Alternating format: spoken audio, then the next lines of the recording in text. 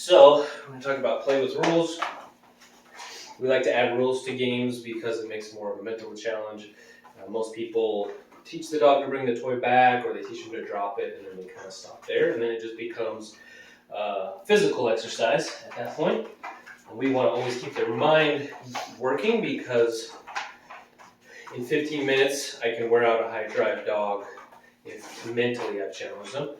Versus physically, if you just focus on the physical side of things, you tend to train a marathon runner and you just need more and more time to tire them out. So I also think they feel better at the end of the session if you challenge them. It's more of a challenge for you. You have to think more, you have to plan a little more for your session, but way more rewarding for the dog, and it does build a better relationship. So we like to play a game that is like tug/fetch. A lot of dogs like aspects from both of those games, so we kind of mix them into one instead of thinking of them as two different games. So they like to chase, they like to fight, and they like to retrieve. Come on. And they also like the aspect of, you can think of consuming or chewing on the toy, as part of the play process. So a lot of dogs really like to come and just kind of celebrate a little bit, but also enjoy, like, okay, I got the thing. So they're all predators, right? They're all competitive by nature. They like to chase things. Genetically, they're wired that way. And so we're trying to hit all the buttons in that process. So the more every dog I play with, I'm trying to figure out what do they like the most about the game we're playing and make the game as fun as possible for this dog so that when I say drop it, sit down, that they're going to be more motivated to do it. Huh.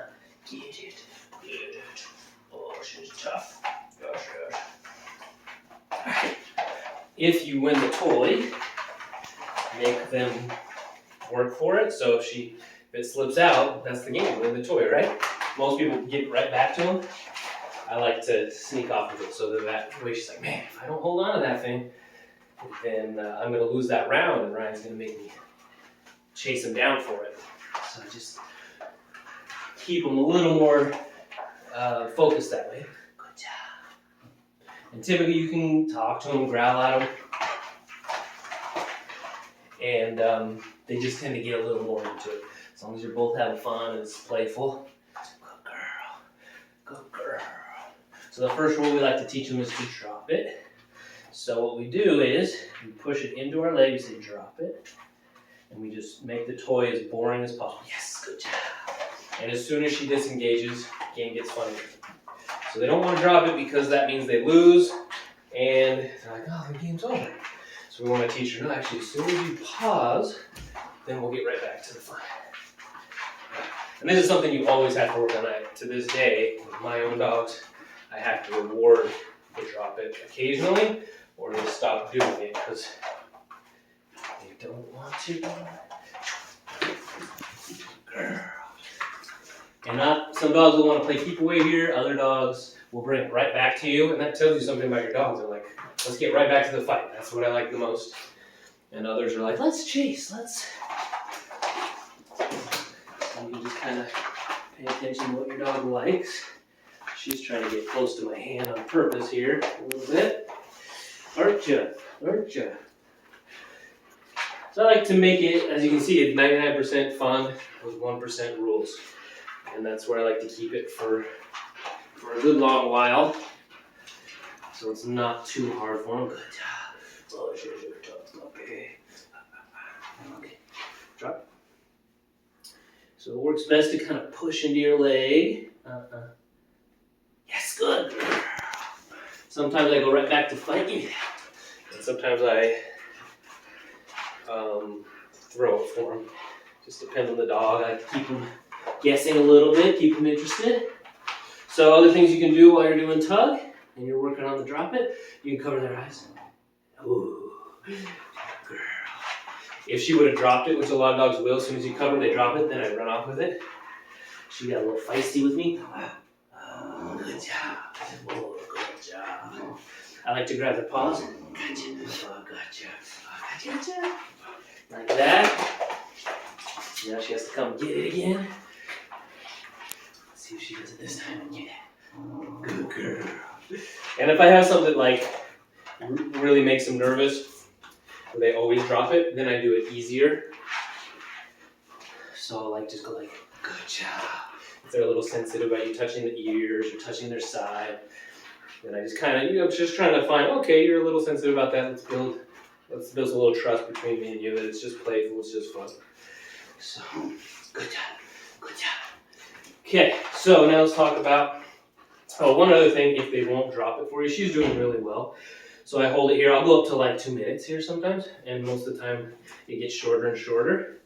If you're having a dog who won't, that's why this leash is on. So I say drop it, she's not doing it, and I just put a little tension on the leash, and I just hold it here, and do your best. You can even just completely let go of the toy. It's got me breathing heavy already. So you can let go of the toy. The rule here, if you have to go, this is like the slowest, most extreme version of drop it. I just hold a little tension on the leash, and I don't let them lay down, because then they'll chew on it and kind of get some reward there. So I'll make her stay in the sit. And then as I reach for it, if she moves forward at all, I disengage. So she learns, man, forward movement triggers the opposite of what I want. And all I want here, this is actually harder for her than the other way. She probably hasn't had it done this way before.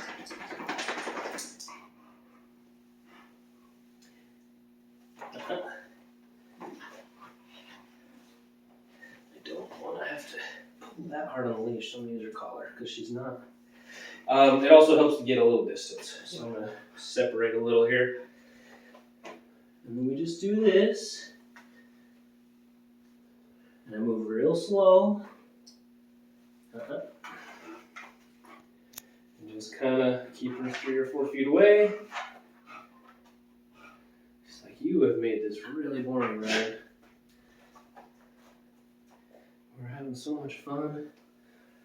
But this is kind of, sounds like a conversation we need to have. Okay, sometimes the human needs to pick up the toy, and it doesn't mean immediately attack. So it's not a bad lesson for her to learn, even though, yes, good job. So that's all I wanted, was that little pause. Now she's going for my fingers. She's just like barely grazing me. Hey, no. But she keeps doing it. Yes. And I know it's a strategy to win the game. Like, I just barely get you. If that gets you to drop the toy, then I win that round. And so we have to teach her that's not a valid way to play with your dad or your mom. So, hey, ouch, that hurts. Most of the time, a little freeze out like this, where you just, ow, like, reprimand a little. Let's play. Good girl. And then we'll go right back to play. I'm right back to happy. Everything's fine. She gets me again. I'll do it again. Most of the time, a couple play sessions like that is all it takes. I've had dogs where it needs more than that. Everything I show you, I try it, and they just keep like, I'm just going to get your fingers. So with those ones, I've had... Oh no. I've had a couple of times where I've had a dog that I go like, I'll have to take the toy and just go put it away and end the session. Okay. I tried to ask you 3 or 4 times a nice way, and you just keep having to bite my fingers.